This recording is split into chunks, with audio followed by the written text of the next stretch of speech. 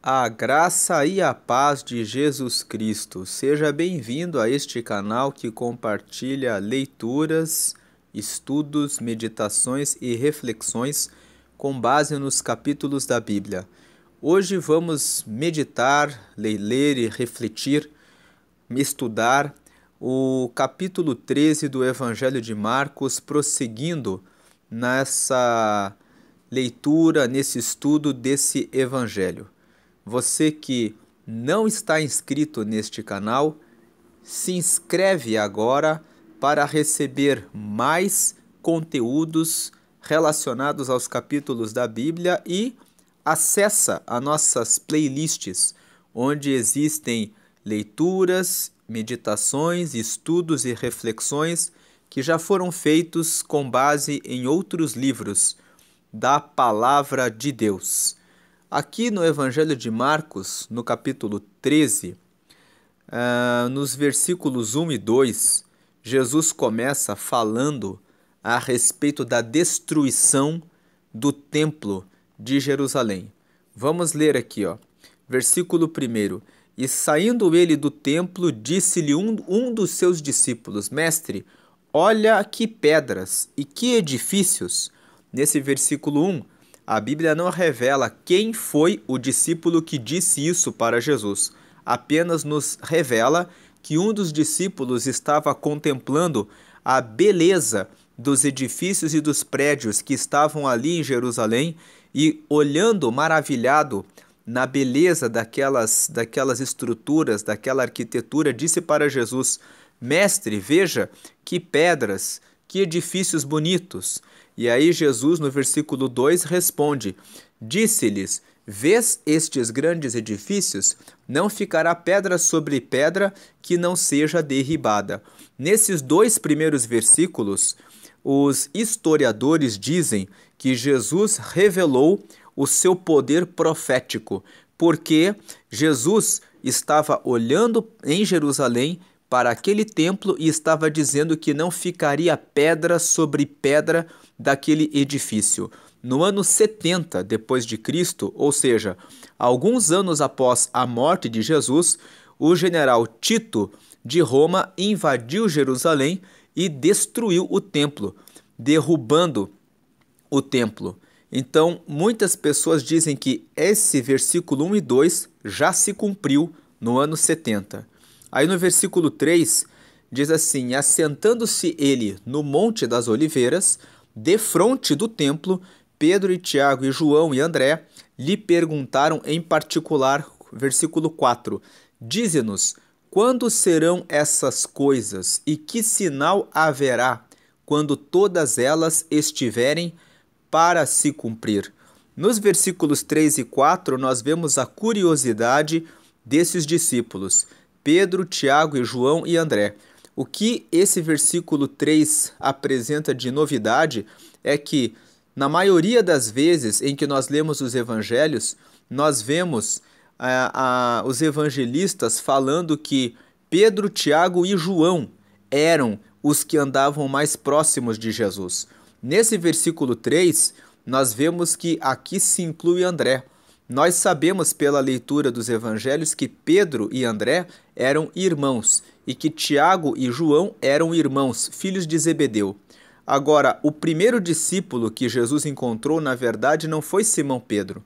O primeiro discípulo que Jesus encontrou foi André. Jesus, quando começou a andar pelo mar da Galileia, encontrou André e falou com ele. E André, vendo que Jesus era o Messias, correu até onde Simão Pedro estava e o chamou. E então veio Pedro para conversar com Jesus. Mas essa passagem em específico no versículo 3 traz essa novidade. Cita André junto com Pedro, Tiago e João. Aqui no caso nós estávamos diante de dois irmãos, né? Pedro e André eram irmãos entre si e Tiago e João eram irmãos, que eram os filhos de Zebedeu. Eles perguntaram em particular a Jesus: Dize-nos quando serão essas coisas e que sinal haverá quando todas elas estiverem para se cumprir. Jesus começa falando a respeito de um evento poderoso, que é a derrubada do templo. E diante dessa informação que Jesus apresenta, eles querem saber quando é que isso vai acontecer. Aí eles queriam saber quando é que vai vir uma provação, quando é que vai vir a tribulação, quando é que vai vir a batalha espiritual, a guerra, a luta, o tempo de dificuldade. O ser humano não gosta de passar por dificuldades. O ser humano, quando pode tomar conhecimento de quando virá o tempo da guerra, da dificuldade, da tribulação, ele prefere ter o conhecimento antecipado para que ele possa tomar as suas providências. Nós vemos que nos noticiários que quando existem informações dizendo que vai haver um tempo de fome, que as pessoas correm para os supermercados para abastecer as suas casas.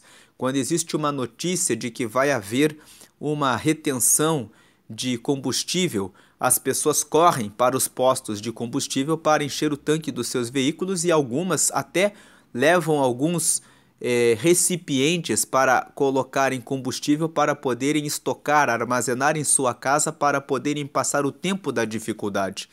Nós vemos que o ser humano sempre busca ter uma informação antecipada a respeito da economia, da política, a respeito das coisas futuras, com o propósito de se preservar, de se proteger, de cuidar melhor da sua família. É uma pena que os homens se preocupam com as notícias políticas, com as notícias econômicas, com as notícias ligadas à alimentação, ao abastecimento, mas elas não se preocupam com a sua vida espiritual. Não se preocupam em tomar conhecimento a respeito da vinda de Jesus. Não se preocupam em tomar conhecimento a respeito do arrebatamento. Não se preocupam em estudar a palavra para ter conhecimento a respeito daquilo que Jesus já falou a respeito do que acontecerá nos últimos dias.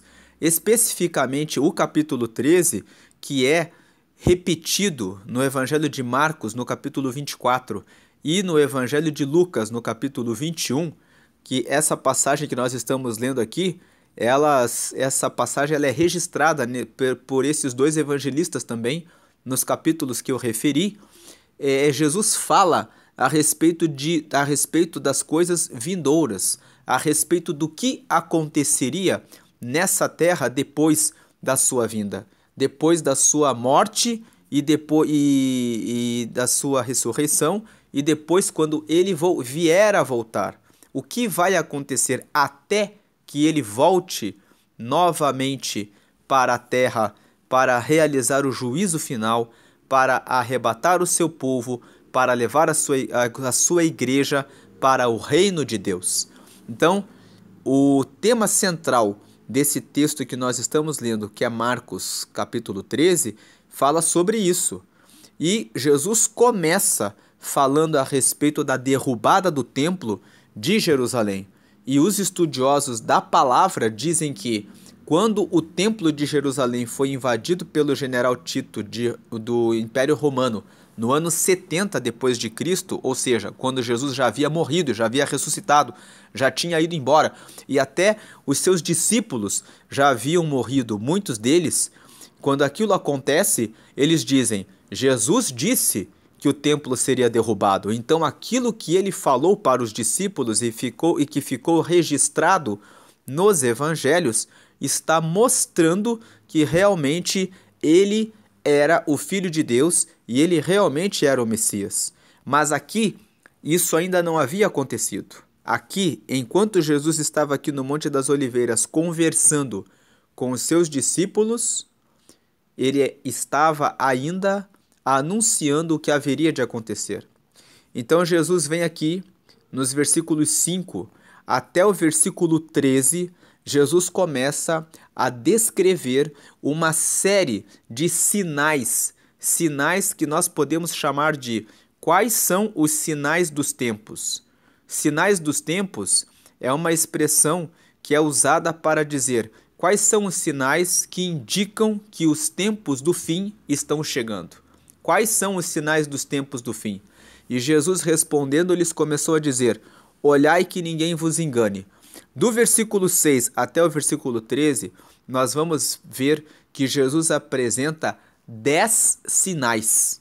Jesus apresenta 10 sinais a respeito de quem conseguirá alcançar o reino de Deus. Ele apresenta 9 sinais. 9 sinais do que acontecerá.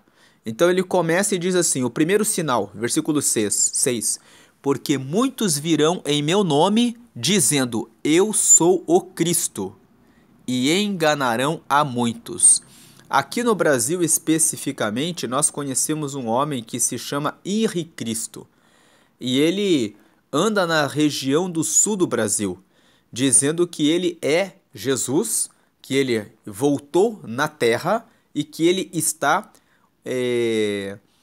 operando os seus sinais e maravilhas, pregando o reino de Deus.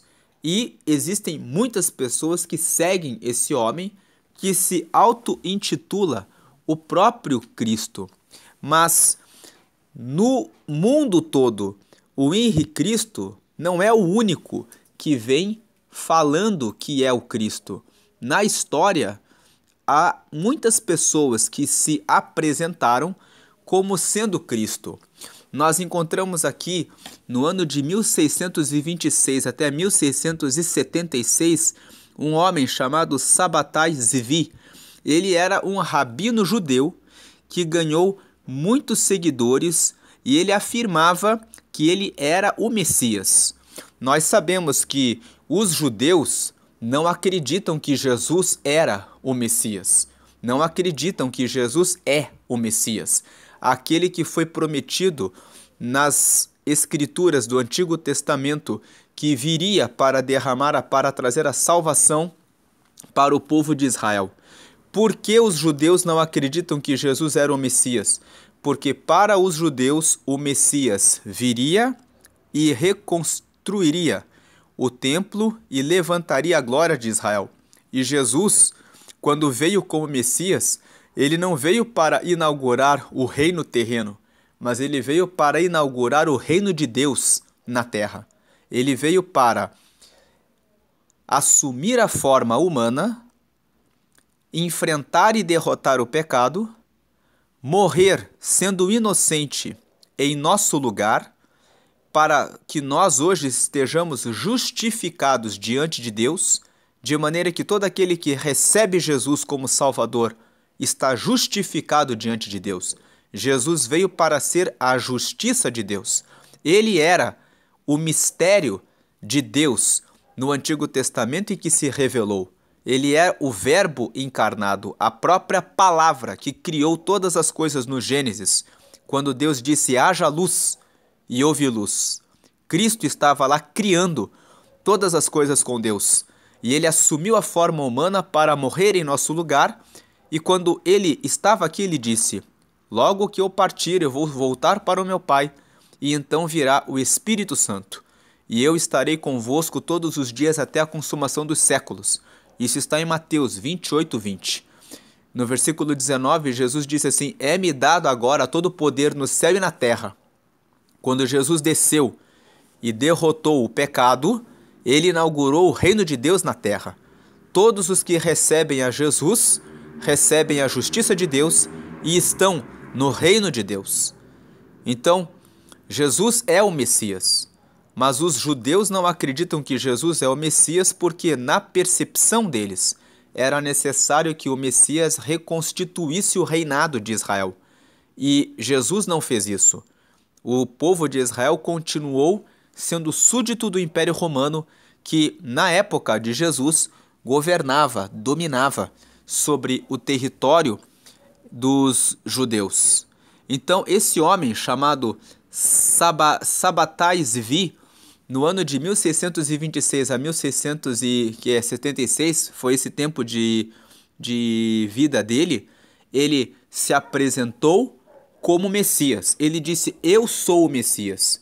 E ele conseguiu atrair muitos seguidores na comunidade judaica sefardita no Império Otomano.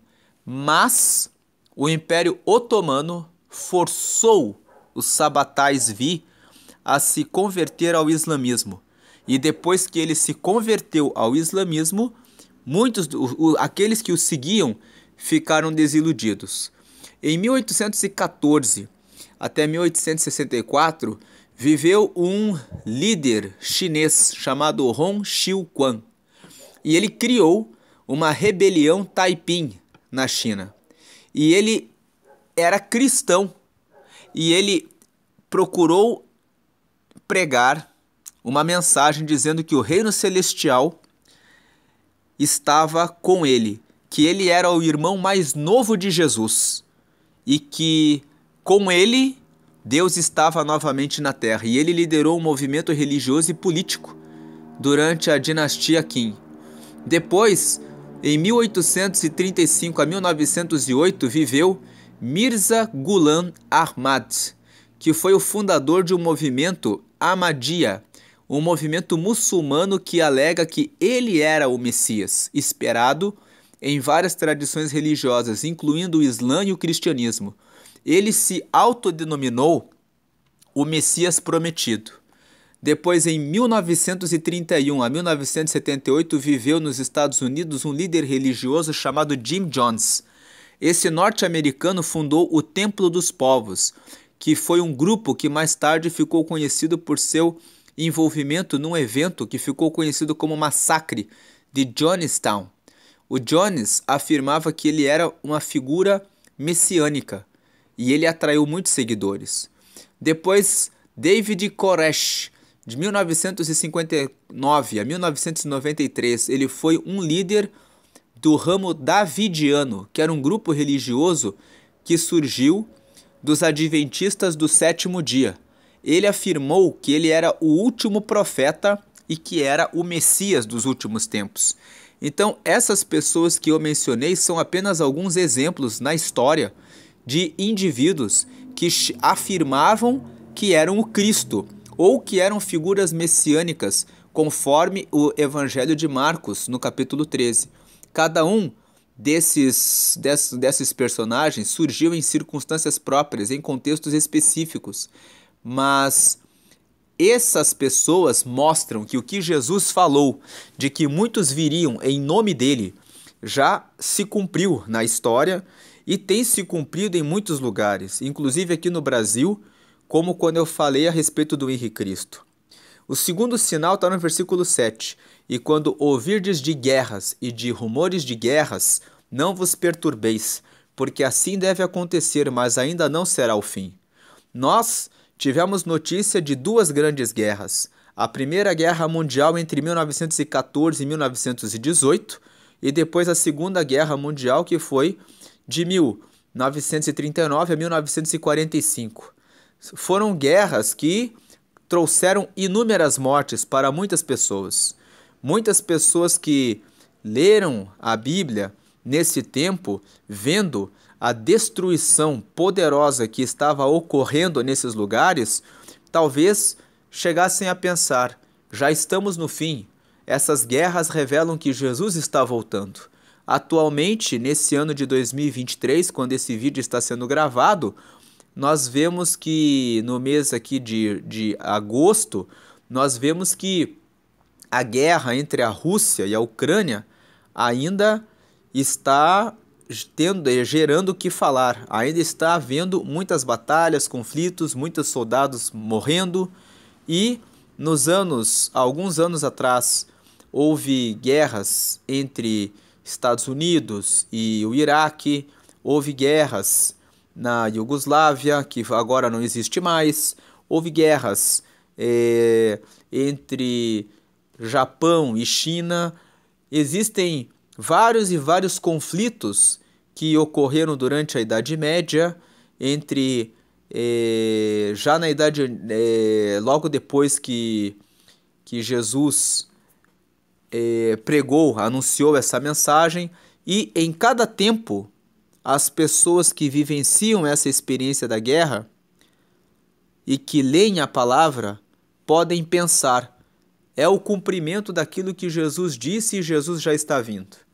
Mas Jesus disse que as guerras e os rumores de guerras são um dos sinais dos tempos.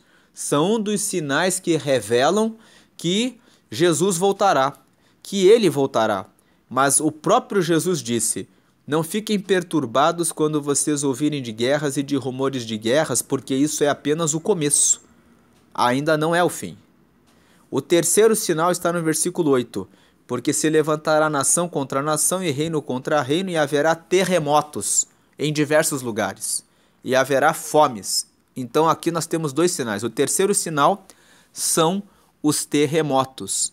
E o quarto sinal são as fomes. Com relação aos terremotos, nós vemos que são eventos naturais que Jesus aponta como sinais de instabilidade na terra, em razão da ação humana sobre a natureza. O homem vai alterando a natureza, e a natureza vai tendo desequilíbrios e vai surgindo situações de terremotos em diversos lugares, e haverá fomes. A fome é uma situação de injustiça social, de injustiça e de falta de organização humana.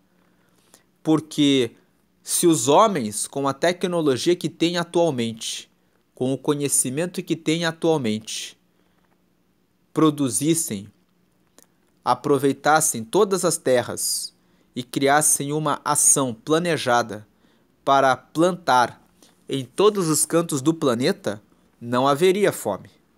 Mas a preocupação, o individualismo, o egoísmo, a preocupação de cada qual consigo próprio, faz com que os governos vivam o tempo todo falando que há fomes, há fomes, há fomes. Mas não existem ações políticas, ações organizadas para que a distribuição do alimento chegue a todas as pessoas. E muitas vezes a questão da fome tem até um interesse político, um interesse econômico, porque serve como pretexto, como argumento para a arrecadação de recursos, explorando a bondade de muitas pessoas. Se os governos se organizam e fazem as plantações e distribuem o trabalho e alimentam a todas as gentes, que argumento poderia ser usado para se ampliar orçamentos, para se dizer que se vai destinar recursos financeiros para suprir a fome das pessoas? Então a fome é um sinal dos tempos também. Isso será o princípio de dores. Jesus aqui fala desses sinais e fala que isso é apenas o princípio. No versículo 9: mas olhai por vós mesmos, porque vos entregarão aos concílios e às sinagogas. Sereis açoitados e sereis apresentados ante governadores e reis, por amor de mim, para lhes servir de testemunho. Nesse versículo 9, nós vemos que isso se cumpriu na época dos próprios discípulos de Jesus. Os próprios discípulos foram levados às sinagogas e julgados por pregarem Jesus. Quando lemos Atos dos Apóstolos, vemos quanto Paulo foi perseguido pelos judeus. No capítulo 17, nós vemos que os judeus perseguiam Paulo. Nós vemos no capítulo 13, 14, quando Paulo faz a sua primeira viagem missionária, quando ele pregava nas sinagogas, o quanto ele foi perseguido pelos judeus por pregar a Cristo. Então, isso que Jesus falou já aconteceu na época dos próprios discípulos. Paulo chegou a ser levado diante de Pórcio, de Félix, foi levado diante de Cláudio, foi levado até Roma para ser julgado. Nós vemos isso no livro de Atos dos Apóstolos, no capítulo 22, 23, 24, quando Paulo foi levado como prisioneiro para ser julgado.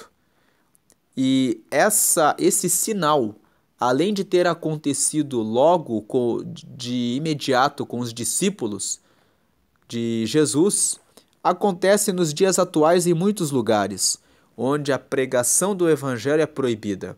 Pregar o evangelho na China, por exemplo, em países onde a pregação da palavra é condenada, nos países em que o islamismo prepondera, anunciar a Cristo, carregar uma Bíblia, é motivo de julgamento, é motivo de morte, é motivo de juízo, é motivo de condenação. E Jesus aqui já estava dizendo que um dos sinais dos tempos seria a perseguição dos cristãos, a perseguição daqueles que pregam o nome de Jesus. Versículo 10. Mas importa que o evangelho seja primeiramente pregado entre todas as nações. Jesus aqui traz uma informação, dizendo que ele não voltará sem que a palavra dele seja pregada entre todas as nações. Você que é cristão, que diz que é cristão e não anuncia o reino de Deus para os seus vizinhos, no seu Facebook, no seu Instagram, no seu canal de YouTube, no seu relacionamento com os colegas de trabalho, no seu relacionamento com os colegas de faculdade, no seu relacionamento com as pessoas da sua família e dos seus amigos, não está contribuindo para que o reino de Deus seja proclamado na terra. Por isso Jesus disse nesse mesmo Evangelho de Marcos, no capítulo 16, que nós vamos ler depois, no versículo 15, ide por todo o mundo e pregai o Evangelho a toda criatura. Existe um chamado do Senhor para que nós preguemos o Evangelho para todos.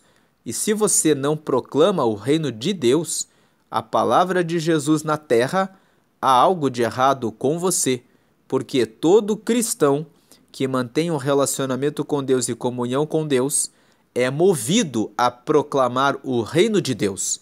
É aquele que anda com Deus, que anda perto do Senhor, entende que a volta de Jesus está próxima e que é como fogo que está queimando uma casa em que as pessoas precisam ser salvas dessa fumaça e desse incêndio que vem queimando. Quando nós enxergamos o mundo atual dessa forma, nós entendemos que precisamos correr em pregar a palavra de Deus, em pregar o Evangelho de Jesus, para que o maior número de pessoas possa alcançar o reino e a salvação. Vem o versículo 11. Quando, pois, vos conduzirem para vos entregarem, não estejais solícitos, ou seja, preocupados de antemão, pelo que haveis de dizer, mas o que vos for dado naquela hora, isso falai, porque não sois vós os que falais, mas o Espírito Santo. No Evangelho de João, no capítulo 16, nós vemos Jesus falando que ele morreria, mas que depois ele enviaria o Consolador, que é o Espírito Santo. E Jesus fala no Evangelho de João, no capítulo 16, no versículo 13, que ele vos ensinará todas as coisas, porque ele receberá de mim a direção e eu receberei do meu Pai. Então, Jesus esclareceu aos discípulos que não ficassem preocupados em relação ao que dizer no momento em que fossem conduzidos à prisão, porque eles deveriam dizer aquilo que o Espírito Santo lhes dissesse que dissessem naquela hora. Quando Jesus morreu, nós vemos que Pôncio Pilatos perguntou a Jesus: não dizes nada, sendo que não sabes que eu posso te libertar? E Jesus permaneceu em silêncio, porque era o momento em que a vontade de Deus era de que ele entregasse a vida dele por nós, para que nós pudéssemos receber a justiça de Deus em Jesus Cristo. Ele é a justiça de Deus, ele é o mistério de Deus revelado para a humanidade. Ele é o canal que traz a salvação, ele é a própria salvação. Se você ainda não aceitou a Jesus como seu Salvador, é uma oportunidade de você aceitá-lo hoje.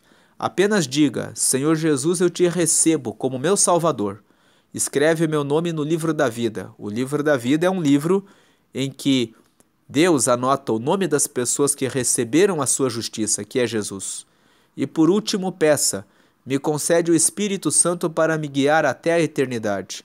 Porque nesse versículo 11, nós vemos que Jesus diz para os seus discípulos de maneira muito clara: não se preocupem com o que vocês vão dizer, mas digam o que o Espírito Santo der a vocês no momento em que vocês forem entregues diante dos concílios, diante dos lugares em que vos julgarão.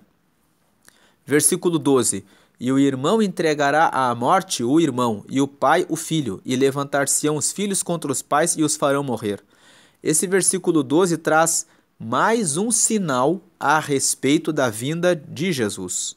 O sinal é o de que as famílias, no momento em que vier a tribulação, serão tão provadas que as relações familiares ficarão abaladas. Nós estamos vivendo esse tempo, um tempo em que as relações familiares estão abaladas. Muitas pessoas estão abaladas nos seus relacionamentos familiares. Mas aqui, especificamente no versículo 12, Jesus está falando a respeito da perseguição que virá aos cristãos. Jesus está falando que a perseguição será tão grande que os irmãos entregarão os irmãos. Então, um irmão que não seja cristão e que tenha um irmão que é cristão, ou um pai que tenha um filho cristão, ou um filho que tenha pai cristão e que não sejam cristãos, quando estiverem em situação de perigo, se levantarão contra os que são da sua família e que são cristãos, entregando-os para que eles sejam julgados. Nós vemos isso nos dias atuais. Quantos cristãos são isolados dentro da sua casa pelos seus familiares por serem cristãos? Pessoas que moram na mesma casa e que dizem que os irmãos não conversam com ele porque ele aceitou a Cristo. Agora, estou comentando esse assunto, me lembrei de uma família em que existem 2 irmãos. A mãe aceitou a Cristo, um dos filhos aceitou a Cristo e o outro filho não aceitou. Esse que não aceitou saiu de casa e disse para a mãe e para o irmão que aceitou a Cristo: vocês estão loucos, não posso mais morar com vocês. Se acontecer alguma coisa mais grave com relação à perseguição dos cristãos, será que esse irmão que deixou a casa porque a mãe e o outro irmão aceitaram a Cristo não entregaria a sua própria mãe e o seu irmão para que fossem julgados para salvar a sua pele, considerando que ele considera que a sua mãe e o seu irmão ficaram loucos por terem aceitado a fé em Jesus Cristo? Então esse também é um sinal. Sabemos que nos países que a pregação do evangelho é proibida, há muitos familiares que entregam o irmão, a irmã, o pai e a mãe quando recebem a Jesus, porque julgam que fazendo isso estão fazendo o bem, estão fazendo a coisa certa. Versículo 13: e sereis aborrecidos por todos por amor do meu nome, mas quem perseverar até o fim, esse será salvo. Então Jesus aqui encerra esse comentário respondendo a Pedro, Tiago, João e André sobre quais seriam os sinais dos tempos, dizendo que eles seriam aborrecidos. Não é o que nós temos visto no mundo atual? Qualquer cristão que pregue uma palavra que seja contrária ao pecado é criticado, é julgado como se fosse intolerante. Basta o cristão abrir a boca contra o aborto, contra o lesbianismo, o homossexualismo, contra a fornicação, contra o adultério, contra a malícia, o uso da maconha, da bebida alcoólica, do cigarro, que são drogas legalizadas. O cigarro e a bebida alcoólica não deixam de ser drogas. São usados para que as pessoas esqueçam dos problemas. Então são drogas. As farmácias, os médicos, que nesse tempo vêm medicando com antidepressivos, remédios de tarja preta, tarja azul, amarela, tantas tarjas que são estabelecidas para que as pessoas consigam dar conta das situações da vida. O que nós vemos é que qualquer pessoa que pregue contra essas coisas, mencionando o nome de Cristo, são consideradas como pessoas loucas. Eu não estou criticando o uso dos medicamentos, porque muitas vezes as situações da vida exigem que você use os medicamentos por um certo tempo para que você consiga se restabelecer emocionalmente, psicologicamente, para que você consiga vencer essa situação da vida e prossiga conhecendo, aprendendo a lidar com as situações. Porém, pessoas que ficam para o resto da vida usando medicamentos, que ficam para o resto da vida usando drogas, bebidas alcoólicas e cigarros, não estão vivendo a comunhão com Cristo. Quando nós lemos a palavra, nós aprendemos que todos aqueles que têm comunhão com Cristo, eles têm a alegria do Senhor, que é a sua força. Eles têm o gozo do Espírito Santo, que traz a alegria da vida. Eles têm a força para que possam ter alegria e regozijo, resiliência, força. Podem estar até mesmo tristes, mas não se sentem nunca desamparados e nem ficam abatidos, porque sabem que o abatimento, a angústia, a tribulação vem com um propósito de trazer força. Aqui, especificamente nesse ponto, eu recomendo que você abra a Bíblia depois e leia 1 Coríntios, ou melhor, 2 Coríntios, capítulo 4, versículos 7 e 8. Ali Paulo fala a respeito das dificuldades da vida. E ele fala que muitas vezes nós somos abatidos, mas não estamos destruídos, perseguidos, mas nós não estamos desamparados, que muitas vezes nós estamos nos sentindo fracos, sem estrutura, mas Deus está conosco. Então ele fala aqui, mas quem perseverar até o fim, esse será salvo. Então esses são os sinais dos tempos. Pergunto nesse ponto, não estamos vivendo os sinais dos tempos? Não temos visto pastores sendo perseguidos em razão de pregarem a verdade da palavra? Não temos visto movimentos querendo colocar a Bíblia como um livro que deve ser queimado, que não pode mais ser lido, ou que deve ser lido com a ajuda de pessoas para que possam trazer uma interpretação de que se trata apenas de um livro histórico e não da verdade de Cristo, para libertar o ser humano do pecado, para alcançar o reino de Deus? Tudo isso que está acontecendo mostra aquilo que Jesus disse, que haveria perseguições para todos aqueles que quisessem anunciar o reino dele, o nome dele. Vem o versículo 14. Ora, então, o versículo 1 e 2 fala da destruição do templo. O versículo 3 e 4 mostra Pedro, Tiago, João e André perguntando para o Senhor quais seriam os sinais dos fins dos tempos.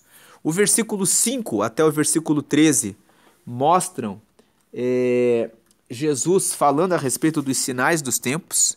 E nós lemos aqui quais são os sinais. Agora, o versículo 14 começa a falar a respeito da abominação do assolamento. Versículo 14 fala assim, ora, quando vós virdes a abominação do assolamento, que foi predito, estar onde não deve estar, quem lê que entenda, então os que estiverem na Judéia, que fujam para os montes.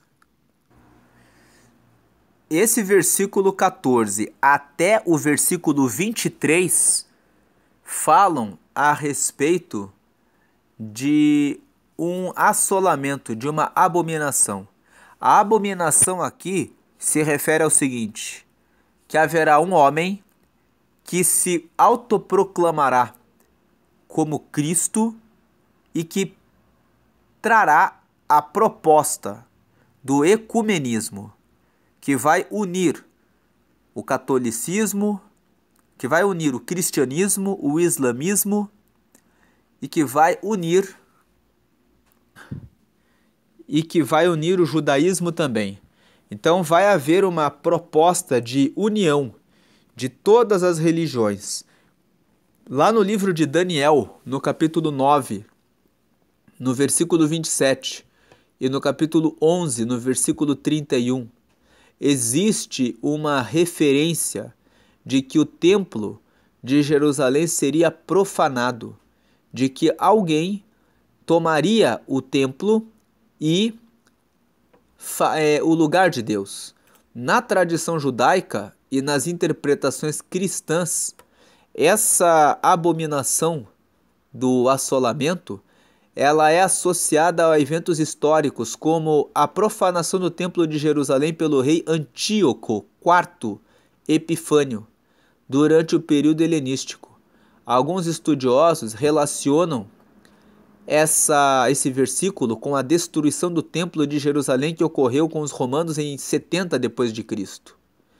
Então é uma referência a uma profanação, a uma desolação que ocorreria em um lugar santo, como é mencionado em Daniel. Por isso que Jesus, nesse discurso, ele fala assim, como foi predito.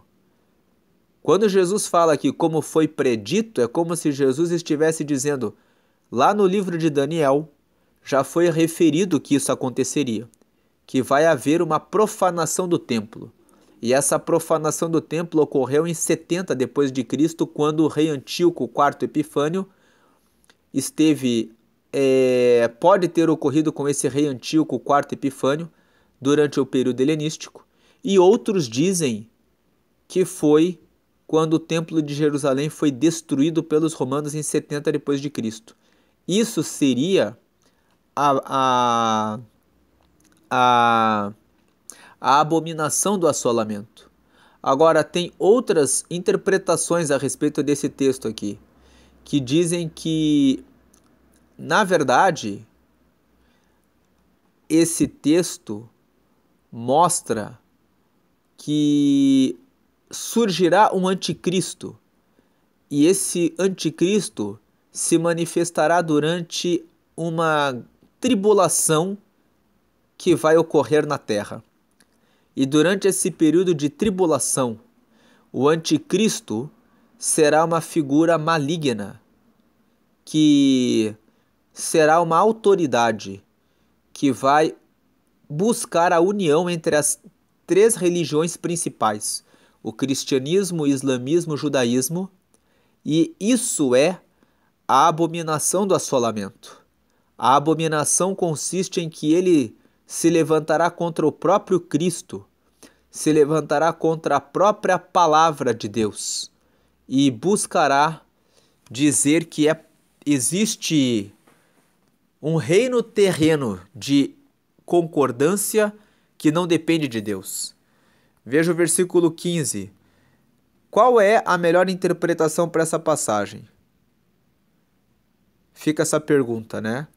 Eu diria que a melhor interpretação para essa passagem é a de que quando Jesus fala aqui no versículo 14 até o versículo 23 a respeito da abominação do assolamento, que o Senhor Jesus está se referindo à invasão do Templo de Jerusalém, que esse texto já aconteceu.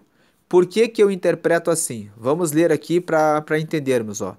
Ele fala assim, quando isso acontecer, então os que estiverem na Judéia, veja, Jesus fala, então, veja aqui o versículo 14, então a parte final, ora, vamos ler o versículo 14 inteiro, ora, quando vós virdes a abominação do assolamento, que foi predito, estar onde não deve estar, quem lê que entenda, então os que estiverem na Judéia, que fujam para os montes. Jesus está falando especificamente, vocês que estiverem na Judéia, fujam para os montes. Verso 15, e o que estiver sobre o telhado, que não desça para casa, nem entre a tomar coisa alguma de sua casa. 16. E o que estiver no campo, que não volte atrás, para tomar a sua veste. Versículo 17. Mas ai das grávidas e das que criarem naqueles dias. Quais dias? Nos dias em que a abominação do assolamento estiver no templo, nos dias em que o general Tito invadiu Jerusalém e começou a destruir o templo, porque quando ele começou a destruir o templo em Jerusalém no ano 70 depois de Cristo, ele veio para causar uma grande destruição. Então Jesus disse: quem estiver na Judéia, que estiver no telhado, não desça para casa, e não entre na casa para pegar nada, para tomar coisa alguma, mas corra, fuja. Versículo 16: o que estiver no campo, que não volte atrás para tomar a sua veste, ou seja, fuja. Versículo 17: ai das grávidas. Como que as grávidas correm? Como que elas fogem, sendo que elas estão grávidas? Existe uma dificuldade maior na locomoção, na rapidez de locomoção. E das que criarem, mulheres que estão com filhos pequenos, naqueles dias, nos dias da invasão. Versículo 18: orai, pois, para que a vossa fuga não suceda no inverno. Imagine as dificuldades que o inverno impõe, todo o sofrimento do frio. Então, Jesus fala para eles: orem para que esse tempo, Jesus fala assim, isso com certeza vai acontecer. A destruição vai acontecer. Eles vão invadir o templo, isso vai acontecer. Então, orem para que isso não aconteça no inverno. Que isso vai acontecer, vai. Mas vocês podem orar para que Deus não permita que a invasão ocorra no período do inverno. 19. Porque naqueles dias, Jesus está falando assim, ó, quando a invasão de Jerusalém acontecer e o templo for destruído, nesses dias, haverá uma aflição tal, qual nunca houve desde o princípio da criação, que Deus criou até agora, nem jamais haverá. Quando os estudiosos da Bíblia leem o versículo 19, eles falam aqui que esse texto que Jesus está falando a respeito da abominação do assolamento não diz respeito à invasão do templo no ano 70 depois de Cristo, mas diz respeito à grande tribulação. Diz respeito ao anticristo que está pregado lá no Apocalipse, que está anunciado lá, que ele virá e quererá tomar o lugar de Deus. O anticristo virá para propor uma paz mundial. Então, os que leem o versículo 19 dizem assim, veja, o versículo 19 fala que nos dias da grande tribulação, que está anunciada no Apocalipse, haverá uma aflição tal qual nunca houve desde o princípio da criação, que Deus criou até agora e nem jamais haverá. Agora, os que pregam que esse texto do versículo 14 até o versículo 23 se refere à destruição de Jerusalém que ocorreu em 70, a destruição do templo que ocorreu no ano 70 depois de Cristo, dizem que a aflição foi grande. E que foi tão grande que até então nunca havia ocorrido tanta aflição quanto o povo passou naquele tempo. Versículo 20: e se o Senhor não abreviasse aqueles dias, nenhuma carne se salvaria, mas por causa dos escolhidos que escolheu, abreviou aqueles dias. Esse versículo também é mais um versículo que aqueles que leem essa passagem como uma profecia de Jesus, como um anúncio de Jesus das coisas futuras, de que Jesus aqui está falando da grande tribulação, que é um período em que o Apocalipse revela que haverá muita destruição sobre a terra. Versículo 21, e então se alguém vos disser, eis aqui o Cristo, ou ei-lo ali, não acrediteis. 22, porque se levantarão falsos cristos e falsos profetas, e farão sinais e prodígios, para enganarem, se for possível, até os escolhidos. Versículo 23, mas vós vede, eis que de antemão vos tenho dito tudo.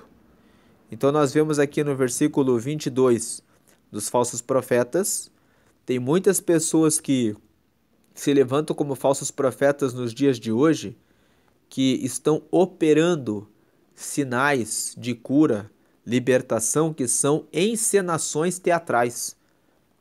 E muitas pessoas que são inocentes caem nessas encenações. Não são curas e milagres verdadeiros e reais, mas são curas e milagres que são combinados com atores que apresentam os espetáculos em cultos em que são manifestadas falsas curas para enganar as pessoas. E o uso da mágica e das artes tem sido muitas vezes utilizado para enganar pessoas. Jesus não opera milagres, é claro que ele opera, mas essas pessoas que enganam, que se disfarçam para ganhar o dinheiro de outras pessoas, são os falsos profetas que fazem sinais e prodígios que impressionam, mas que na verdade não são sinais e prodígios, mas são armações de pessoas falsas que enganam as pessoas. Mas vem o versículo 23, mas vós vede, eis que de antemão vos tenho dito tudo. Aí vem o versículo 24, que diz assim, ora, naqueles dias, depois daquela aflição, aqui está se referindo à grande tribulação, certo? Então esse texto, ele se refere, Jesus falou desse texto para se referir tanto à destruição do templo de Jerusalém, como também da grande tribulação. Essa é a interpretação que, do meu ponto de vista, é a melhor, porque Jesus, ele falou um único discurso, e nesse discurso ele falou, eu vou falar uma vez, vai servir para as pessoas que vão estar na Judéia, no tempo em que o general Tito invadir Jerusalém e causar o pavor no meio da Judéia, e também vou aproveitar e falar a respeito dos sinais ligados, relativos à grande tribulação. Aqueles que estiverem guiados pelo Espírito Santo vão entender a palavra num momento e depois a sua profundidade, a sua revelação para o tempo da grande tribulação. Então, a palavra de Deus, ela tem esse mistério. Deus, ele tem o poder de trazer uma palavra que vai servir para todos os tempos e que vai alcançar todas as gerações. E nesse sentido, podemos dizer que essa palavra de Marcos, no capítulo 13, serviu para trazer a revelação para aqueles que passaram pela Primeira Guerra Mundial, para entenderem a importância de manterem a comunhão com Deus, vendo aquela primeira guerra tão devastadora acontecendo. É essa a mesma palavra que vai servir para aqueles que passaram pela Segunda Guerra Mundial. Talvez eles, conhecendo história, dissessem: as guerras e os rumores de guerra já aconteceram e agora estão acontecendo novamente. E isso nos mostra quanto nós precisamos estar com Cristo para podermos ter salvação. E essa é a mesma palavra que serve para todos aqueles que ainda passarão em lugares onde haverá guerras.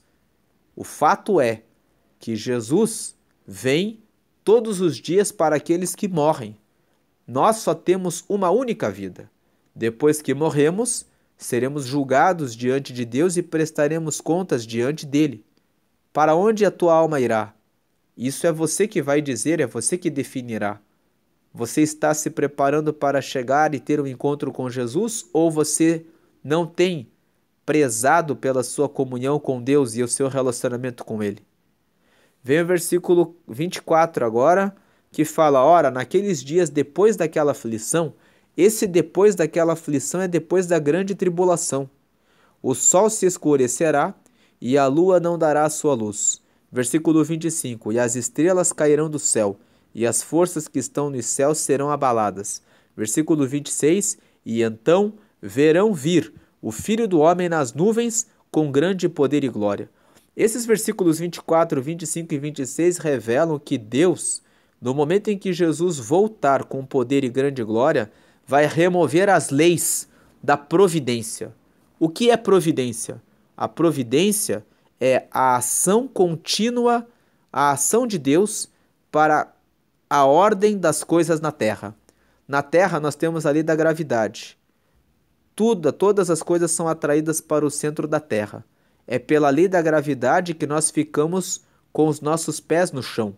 Na Lua, onde a gravidade é menor, as pessoas ficam flutuando, porque não existe força suficiente para atrair o corpo físico da pessoa para ficar ligado na Terra. Agora, na Terra, a lei da gravidade é mais intensa e forte.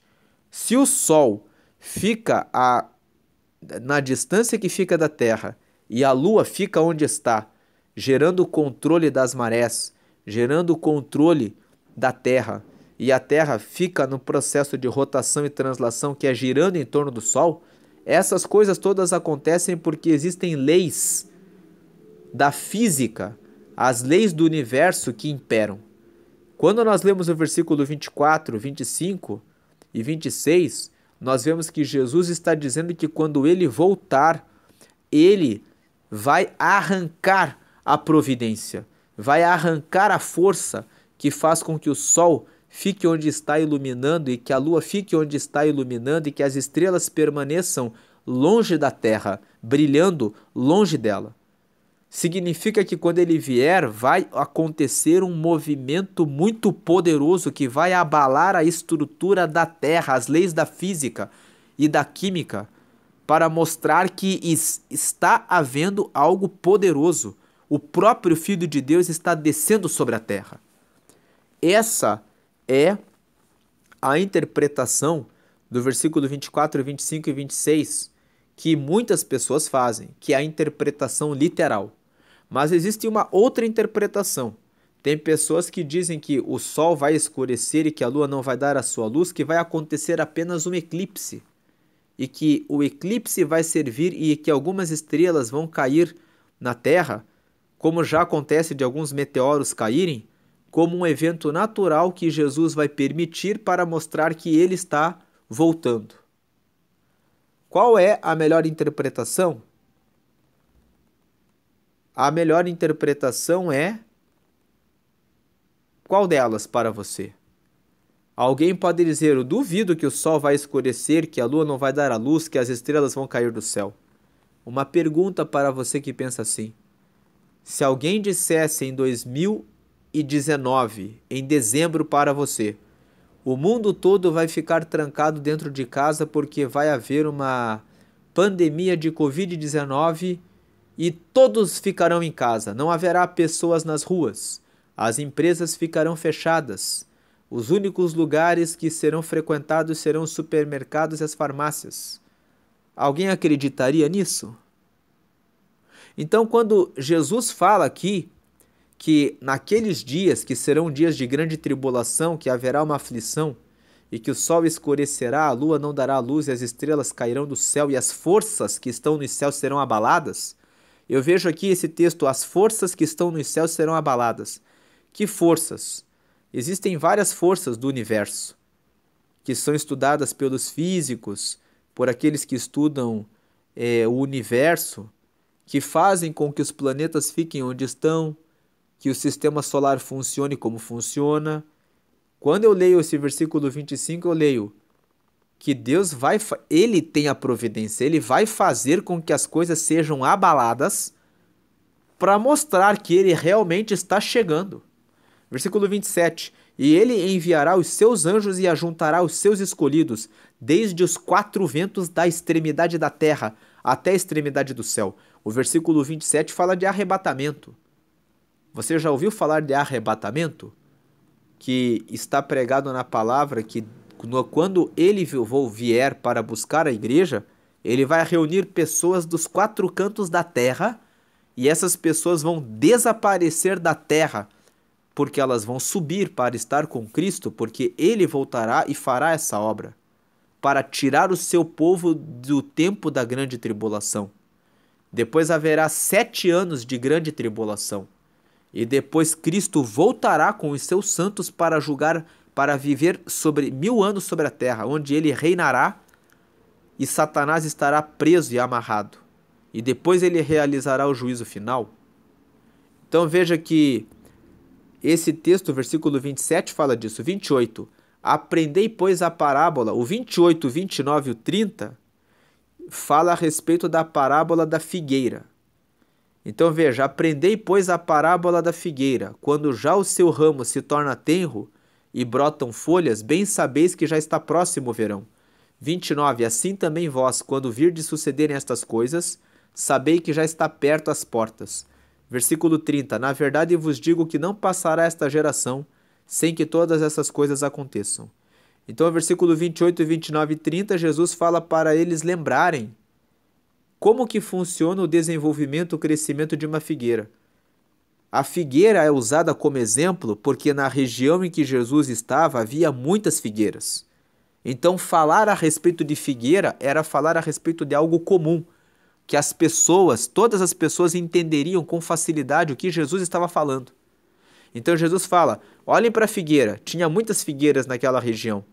Jesus fala, quando você vê que o ramo dela se torna tenro e começam a brotar folhas, você já sabe que o verão está chegando. Assim também, quando vocês virem esses sinais que eu falei acontecerem, vocês já sabem que está perto, que já está às portas.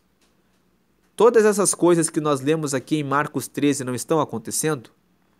Então isso mostra o quanto você precisa se apressar e correr em abraçar Jesus e em estar com Jesus. Não significa que você vai abandonar a sua família, os afazeres da terra. Você vai continuar cuidando da sua família, fazendo seu trabalho, estudando, buscando vencer as circunstâncias aqui da vida enquanto você está aqui na terra. Mas você vai alimentar a sua comunhão com Deus, vai se relacionar com Ele, vai ter uma comunhão com o Espírito Santo para estar pronto para quando Ele te chamar. E para ser chamado por Deus basta estar vivo, porque quando nós morremos, nós já estamos diante dEle para sermos julgados por Ele no tempo certo, no tempo que Ele determinou para isso. Então se prepare para estar com Cristo. Versículo 31, passará o céu e a terra, mas as minhas palavras não passarão. Jesus está dizendo, eu falei isso, e isso vai acontecer. Vejam que Jesus falou tudo isso que nós lemos até aqui para responder às perguntas de Pedro, Tiago, João e André. E tudo que ele falou aconteceu e tem acontecido.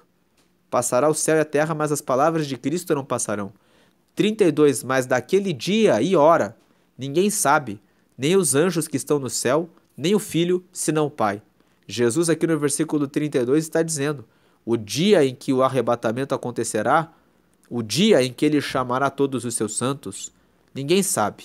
Assim como também o dia em que eu vou morrer ou em que você vai morrer, é um dia que ninguém sabe. Só ele sabe, mas é o dia em que acaba a minha chance, a tua chance, de poder ter aceitado a Jesus como Senhor e Salvador e estar com Ele para sempre. Versículo 33, olhai, vigiai e orai, porque não sabeis quando chegará o tempo. De fato, nenhum de nós sabe quando é o tempo. 34, é como se um homem partindo para fora da terra deixasse a sua casa, e desse autoridade aos seus servos, e a cada um a sua obra, e mandasse ao porteiro que vigiasse. Jesus aqui no versículo 34, 35, 36 e 37 fala a respeito de um outro exemplo, de uma outra parábola. Fala a respeito do homem que sai da casa, mas que dá autoridade para os seus servos cuidarem da casa enquanto ele está fora. E ele manda o porteiro vigiar. Jesus aqui nesses últimos versículos fala, vigiem, porque vocês não sabem qual o dia em que ele vai chamar você. Então, versículo 35, vigiai, pois, porque não sabeis quando virá o Senhor da casa, se à tarde, se à meia-noite, se ao cantar do galo, se pela manhã. 36, para que vindo de improviso não vos ache dormindo. 37, e as coisas que vos digo, digo-as a todos, vigiai. Então, esse capítulo 13, ele fala a respeito da invasão de Jerusalém que ocorreu em 70 depois de Cristo, que destruiu o templo, e que Jesus falou, vocês que estiverem na Judéia, não desçam do telhado para voltar para casa, vocês que estiverem no campo não voltem para casa, ai das grávidas, ai das que estiverem com crianças nesse tempo, porque será um tempo de tribulação. Mas é um texto que também fala a respeito da grande tribulação, a respeito de estar preparado para seguir a Jesus, porque ele voltará. Nós vemos que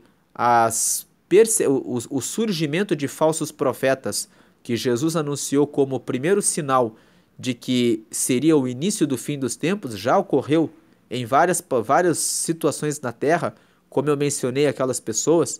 Eu vou deixar no link da descrição do vídeo o nome dessas pessoas, para você que quiser ter o conhecimento dessas informações. Quando ele fala de terremotos, de agitações políticas, fala a respeito de fome, fala a respeito de perseguição dos cristãos, fala a respeito de que vocês serão odiados por anunciarem o reino de Cristo. Nós estamos vivendo esse tempo. É um tempo em que falar a respeito da palavra de Deus é algo odioso.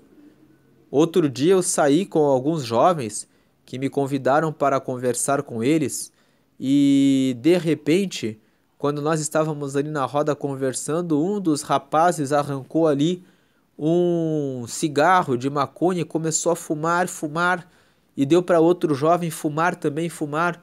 E aí quando chegou perto de mim, eles, pega aí, vocês fumam? E eu falei ali, não, eu não fumo. E depois ele passou para uma outra pessoa, eles estavam ali, de repente eu comecei a falar a respeito de Cristo, eu falei, eu sou cristão. O choque que esses garotos tomaram quando eu falei que era cristão foi muito grande. Eles tomaram um choque, não falaram nada, mas se entreolharam como se, né? E o olhar deles dizia: por que ele está aqui? Ele não devia estar aqui, porque a presença dele nos perturba, nos incomoda, porque anuncia que estamos fazendo algo errado, algo que é para o mal, que destrói a nossa própria saúde. E eu ficaria apenas mais 2, 3 minutos dizendo: vocês já aceitaram a Jesus? E um começou a se agitar e o outro começou a olhar, e eu via o momento em que eles iam ficar com raiva e dizer: sai daqui, porque nós não queremos ver um cristãozinho falando a respeito de Jesus para nós, porque nós sabemos o que estamos fazendo e não queremos ninguém nos condenando. Então nós estamos vivendo esses tempos, dias em que as pessoas não querem ouvir a palavra de Deus, e Jesus já tinha anunciado que eles vão até perseguir aqueles que pregam a palavra de Deus. Mas Jesus disse nessa passagem o quê? Aquele que perseverar até o fim é que será salvo. Ele falou isso aqui, aquele que perseverar até o fim, versículo 13, e sereis aborrecidos por todos por amor do meu nome. Mas quem perseverar até o fim, esse será salvo. Versículo 13, Marcos 13, 13. E aí Jesus vem e fala que passarão os céus e a terra, mas as minhas palavras não passarão. Versículo 31. E por último, o Senhor fala assim: e as coisas que vos digo, digo-as a todos, vigiai. Versículo 37. Não, você não sabe qual a hora em que Jesus vai te chamar dessa terra. Você pode ser muito jovem, mas você pode perder a vida de muitas formas. Um AVC, um problema de saúde que você não tenha conhecimento anterior. A Covid-19 veio desafiar muitas pessoas que se achavam muito fortes na saúde, pessoas que eram atletas, pessoas que morreram, e muitos idosos que, apesar da fragilidade, conseguiram vencer o Covid-19, revelando que a vida, ela é o tempo que Deus chama, é um tempo que você não sabe, não conhece. Então, é necessário estar pronto para poder estar com o Senhor para sempre. É necessário estar pronto agora, hoje. Se você ouviu essa palavra hoje, é tempo de você aceitar a Cristo, aceitá-lo como seu Senhor e Salvador, pedir a Ele para escrever o seu nome no livro da vida e pedir a Ele que dê o Espírito Santo a você para morar em você até a eternidade agora.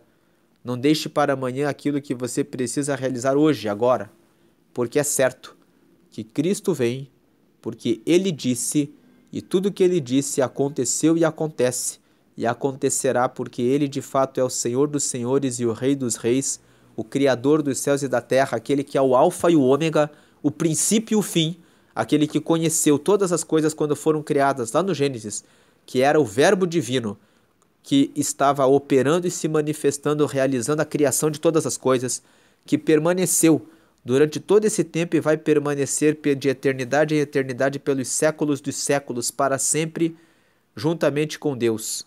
Então aquilo que ele disse, ele falou: passarão os céus e a terra, mas as minhas palavras não passarão. Versículo 31, Marcos 13, 31. Então fica essa palavra, prega para aqueles que estão à sua volta, anuncia o reino de Deus. Compartilhe essa mensagem com aquelas pessoas que estão levando a vida de bobeira, que não estão atentas em relação ao reino de Deus e à sua salvação. Compartilhe essa mensagem com as pessoas do seu círculo de amizades para que elas sejam tocadas pelo Espírito Santo para aceitarem a Cristo agora, hoje, para entenderem a urgência da vinda de Jesus, para entenderem a urgência de aceitarem a Cristo. Veja que a chance é agora. A chance, o tempo de aceitar a Cristo é agora.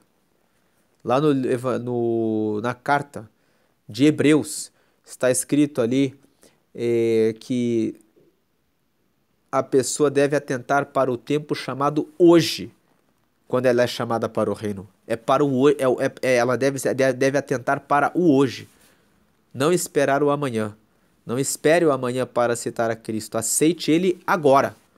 Diga: Senhor, eu te aceito como Jesus, eu te aceito como Senhor e Salvador da minha vida. Escreve meu nome no céu, no livro da vida, e me dá o teu Espírito Santo agora, para andar comigo para sempre, até eu chegar no teu reino. Ore assim, para alcançar o reino de Deus. Compartilhe essa mensagem com aqueles que você lembrou agora que precisam receber uma mensagem de salvação para o reino de Deus. E se inscreve no canal para receber outros vídeos relacionados a meditações, estudos, leituras e reflexões com base na palavra. Leia a palavra. Ore ao Senhor. A oração é uma conversa, é um diálogo com Deus. Converse mais com Ele. Realize mais reuniões com Deus, para que você possa conversar com Ele e dê um tempo em silêncio para poder ouvir a voz dEle. A voz dEle é suave, Ele fala de maneira breve, Ele fala no coração e no pensamento, dizendo: faça assim, eu sou com você. E Ele vai estar com você. Se você abrir esse espaço de conversar com Ele de maneira diária, Ele falará com você. Essa é a palavra de hoje. Fique na paz do Senhor Jesus.